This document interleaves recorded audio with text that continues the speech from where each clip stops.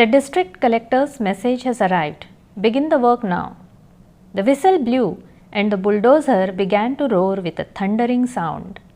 It started trampling on the forest with its tank-like belts and began to move towards Goinda's garden. Like a rogue bull easily throwing off the bamboo fence with his horns, it pushed ahead through the embankment. One push of its blade uprooted 8 or 10 guava trees and threw them away. The second blade pushed its teeth into the earth with a jerk, and green fruits of the guava tree fell down in the soil. Banana trees laden with fruit were dug up with force and fell by their sides. The garden was being completely destroyed. Villagers held Awada tightly, lest she should throw herself in the way of the bulldozer. The merciless hammering of her orchard and her house made her suffer like a fighter bleeding from war wounds. She began to shout and cry hoarse, but the gigantic growling machine had no mind. The dozer continued to attack her orchard. Within minutes, half of it lay devastated. Goinda and Awada's orchard in the Zadhav settlement of Zambri village is run over by a bulldozer because the proposal to build a dam on river Vagzai that flowed by the village has been passed. The entire Zambri village and the villagers' farmlands are to be submerged by the dam waters. This is the plot of Zadazadati, a novel by writer Vishwas Patil that depicts the devastated lives of the people displaced from a little village in the laps of the Sahyadri Mountain as a result of the construction of a dam. In the 94th episode of Granthyatra, we are going to explore this famous novel. Vishwas Patil was born in the year 1959 at Nerle village in Kolhapur district. After completing his masters in English literature, Patil joined government service. In 1996, he became an IAS officer. During his career, he served at Raigad district and in Mumbai city at prominent posts. His first novel, Panipat, based on the Third Battle of Panipat, was published in the year 1988. Within 2 years of its publication, it sold more than 20,000 copies. His novels, Sambhaji, based on the life of King Sambhaji, and Mahanayak, based on the life of Subhash Chandra Bose, achieved record sales. His novels Chandramukhi, Pangira, and Dudiya also became very popular. His novel Zadazadati was published in the year 1991. The novel begins with the description of Zambri village. A majority of the villagers residing in this picturesque village, nestled on the slopes of Ladoba Mountain in Sahyadri ranges, are engaged in the cultivation of guavas and bananas. Although their life is hard, they own decent farms and houses.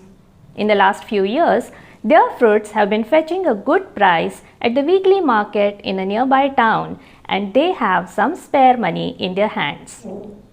Goinda and Awada are making plans for the wedding of their younger son, Haibati. That is when Shingade, a member of the Legislative Assembly, sits on a fast to demand the construction of a dam on river Vagzai. His proposal is passed by the government. Submergence of Zambri village and the farms of the villagers seems inevitable. The villagers who oppose the dam are arrested and bulldozers begin to demolish the village amidst police protection. Awada pleads and weeps to save her farm and her house, but she is helpless in the face of the police order. Watching his blossoming orchard and his house that he had raised with his life's hard labor, Goinda is devastated and commits suicide by jumping into a well. Khairmode, the schoolmaster in the village, sends several petitions to replace the plan for one gigantic dam by 3 smaller dams that would save the village and its farmlands, but the petitions fall on deaf ears. Shingade is a powerful leader. His son wishes to launch a sugar mill, and the rules stipulate the presence of sugarcane fields in the vicinity. Shingade's own village, Khairapur, falls in the rain shadow region and lacks sufficient water supply. Irrigation would require a big dam, and that is the reason for Shingade's push for the same. The displaced villagers of Zambri are promised adequate compensation in the form of good quality alternate farmland, piped water supply, and easy loans to build new houses. Goinda's son Haibati is offered a temporary job as a helper in the office of the dam's contractor. Villagers are promised settlement in Khairapur. However, soon after their own village is demolished, differences arise among the villagers. Some try to usurp the compensation benefits at the cost of others. Loopholes in the law result in many villagers not receiving adequate compensation for their farmlands. Describing the injustice meted out to a farmer, Patil writes, "Sir, how come I received only 50 rupees for my house and my land?" Shivram Sangar asked in a choking voice. "Only 50 rupees for the house and the land?" "Yes, look at this," Shivram said, indicating the currency notes in his hand. Something was definitely wrong. They went to the police station right away. Spitting the juice of betel leaf out of the window, Sir Vagdhare thundered, "Come, master, we were waiting for you." Sarpanch Dattu Karvande sat right next to him. On spotting Khairmode master, he made a face. Khairmode master made Shivram stand before the inspector. Is this the way to pay compensation? Why was he given only 50 rupees for 2 acres of his land and his house? "Chorge, come over here. Tell the master what happened," the inspector said. Chorge stepped forward carrying the register. He slammed Shivram, saying, "Don't mislead people. Master, he has been awarded 7,000 rupees, 3,000 for his house and 4,000 for his land. But then these 50 rupees? Let me explain. His father had taken a loan 15 years ago. 5,000 was deducted for the principal and interest. He owed 300 as dues for property tax and 150 for land tax. The land inspector Anna Sahib is sitting right over there. And what about the remaining 1,500? That was invested in small savings scheme." The master was furious. He thundered, "How could you use this as an opportunity for the small savings scheme? How is Shivram supposed to buy land at the base with these 50 rupees? How is he supposed to build a house? Are the displaced people supposed to live on the street? How did these people from the bank, from societies and lenders reach here uninvited? Who gave you the right to deduct our money and hand it over to them without our permission?" Residents of Zambri village somehow reached Khairapur town carrying whatever meager sums of money they could get. But there they face hostility from the residents of Khairapur. The villagers construct makeshift homes with mud walls and cover them with grass and rusted tin sheets as roofs. In place of their fertile lands on the banks of Vagzai river, they have received barren land. Yet, they toil hard for a year with determination and cultivate their new pieces of land. But when the time comes for reaping their crop, the former owners of those plots of land from Khairapur begin to assert their right over the crops. Patil writes, "There was no end to the problems. The sky in every direction was in tatters. Where was one to put a stitch and which part were they supposed to leave out? There was no choice but to fight on." The predicament of women such as Nakusa and Kamri is even worse. They receive no land in compensation for one reason or the other. They are hard pressed to arrange food for their little children. They have neither proper houses to live in, no water supply in the area where they live, not even a crematorium to cremate their dead. In the rainy season, water gushes into the makeshift huts. Awada's daughter-in-law is forced to give birth on a bed of reeds surrounded by floodwaters. Days pass and one day Awada's brother Subhanji visits her from Mumbai. Unfortunately, he dies of a heart attack while inspecting Awada's farm. Haibati is on duty at the dam office and it takes 20 hours for Subhanji's body to reach him. By then, it has already started decomposing. Remembering that Subhanji had expressed his wish to die in his ancestral village, and since everyone wishes that his last rite should be performed by his adopted son Gunvanta, Haibati embarks on a daring feat. He runs more than 18 miles through thick forest to inform Gunvanta. Describing that thrilling episode, Patil writes, "He began to run with wind in his legs. Despite the winter cold, he began to sweat. The dirt road running along the river was extremely treacherous. Streams flowed into the dam backwaters every now and then. The river water had blocked the mouths of those streams. Haibati had to run zigzag to negotiate the waters flowing back into the mouths of the streams. The stream waters reached his waist and the silt came up to his thighs at places. Thorns of the berries pricked his feet and large and small pebbles pressed on the soles of his feet. The thickets of the berries ripped his skin from his ankles to his thighs and from his fingers to his upper arms. The darkness seemed to pierce his eyes. But Haibati cared for none of this. Death had struck his brother's adopted father, in fact someone who was like a real father to him. All that Haibati wished was that when Subhanji's body was placed on the pyre, Gunvanta would be able to put drops of water in his mouth. Subhanji, who had showered his affection not only on Awada and Haibati but the entire Vagzai valley, had departed without a word. "Father, oh my father," Haibati wailed and kept running. The villagers continue to be oppressed in several ways. Khairmode master continues to fight for their rights with great dedication. At this time, a collector called Deshmukh and Dilip Pawar, who is a deputy collector for resettlement, are posted in Khairapur division. Both officers are honest and dedicated to their work. They empathize with the plight of the displaced villagers and try to solve their problems. But those who have robbed the villagers of their rightful share of compensation feel threatened by these upright officers. They try to bribe Khairmode master with money, but they do not succeed. They then attack him with sticks and axes in the dark. His daughter is raped. This blow proves too much for the honest master, and having lived a life full of struggles, he passes away after an illness. Awada and Haibati work hard to till their barren land and manage to grow a bountiful crop of sugarcane. Yet, the mill does not buy their produce. They are forced to give up that land and accept a rocky piece of land instead. Villages like Zanzadwadi and others that lie above Zambri are not resettled because of some loophole in the law. After several appeals, government officers visit those settlements for inspection.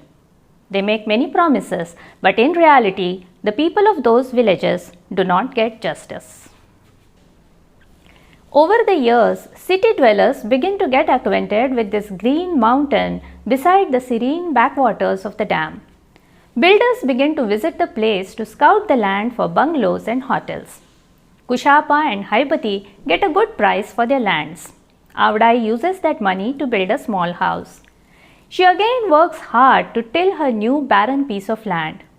"We are farmers. We are like cats. Throw us on any wild land. We will rise with the crop," she declares with confidence. But their opponents in Khairapur do not let them reap their crop. They ambush Haibati and kill him by hitting his head with a stone. Awada is inconsolable with sorrow.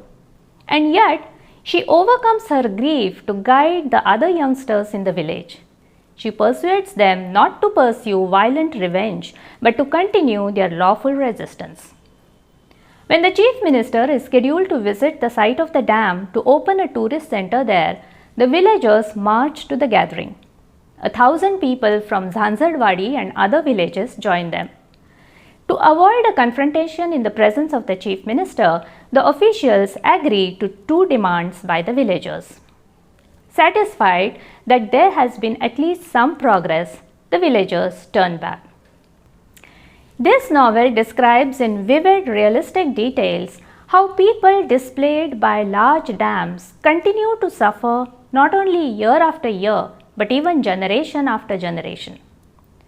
Patil's skill of characterization is so wonderful that the novel's characters capture the imagination of the readers.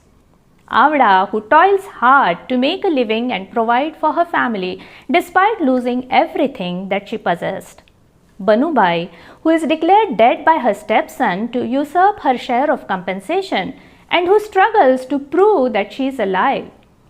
Khairmode Master, who continues to fight for the rights of the villagers even after losing his job.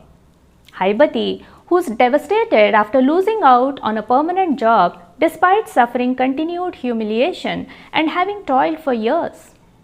Kushapa, who is the traditional king of the Dhangar tribe before the dam came up and who kills a tiger with his bare hands to raise money for his daughter's wedding. Patil's writing brings alive these and many other characters in the novel. Let us hear from the famous writer Vishwas Patil himself about where he found the inspiration to write this novel and which people inspired the characters in this book.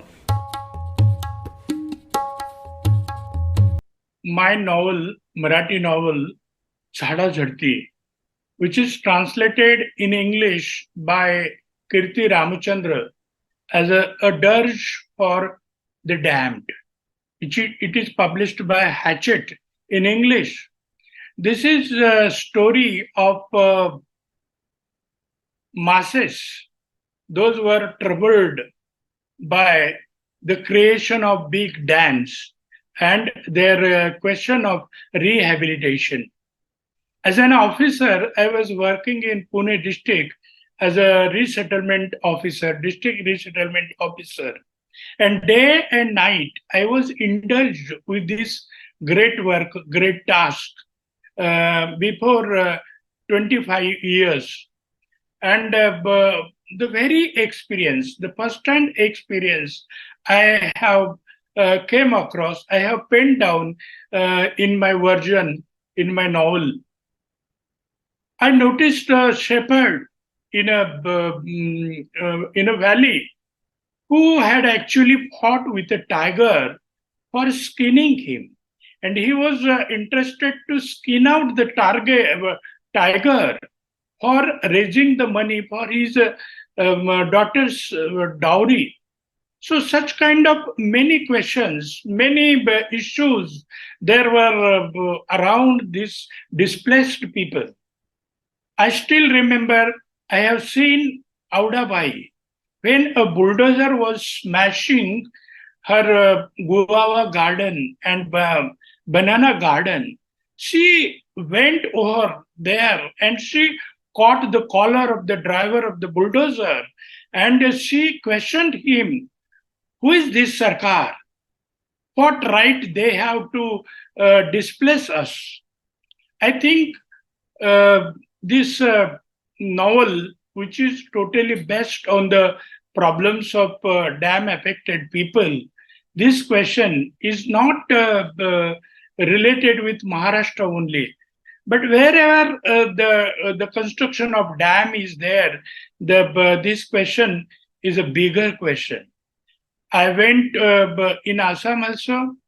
In Assami language, this novel is translated with the title Bidirna Bagjai. And the novel was inaugurated by Indira Goswami, the great author of Assam. And when she went through it, she was surprised.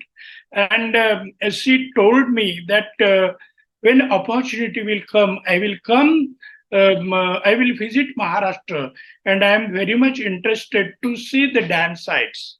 But due to her unfortunate death, it doesn't happen. But still, I feel that this novel tells the great saga and misery of the people. We are interested only in dams, the water of the dams, but we are least interested in their rehabilitation.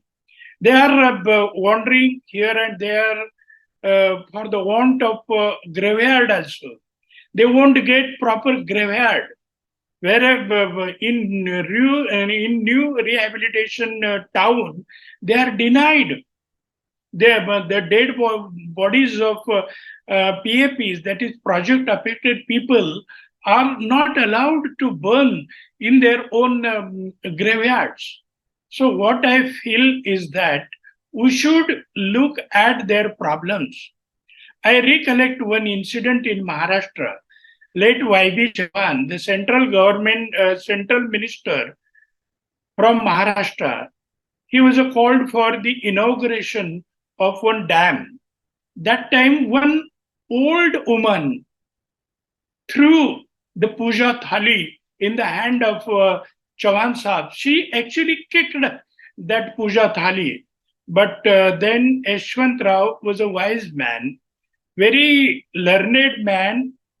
He asked Maharashtra government and he told everybody that we should understand the agony of this woman. We should do something for the rehabilitation. And on the urges of YB Chavan, this act of rehabilitation, first act in India, was enacted in Maharashtra state in 1976. And now it has followed by many states in India. So I think that we should be compassionate and we should also wise and we should be also more human for the causes of these people. And as a writer, I feel that I have penned down this novel in some different mood. Actually, what I was looking at, the problems, their problems, I was wandering with them in fields, in jungles, I was fishing with them, I was hunting with them. And the very much all those characters are true characters. And the life is more than truth that I experienced and I penned down in this novel, Zadazadati.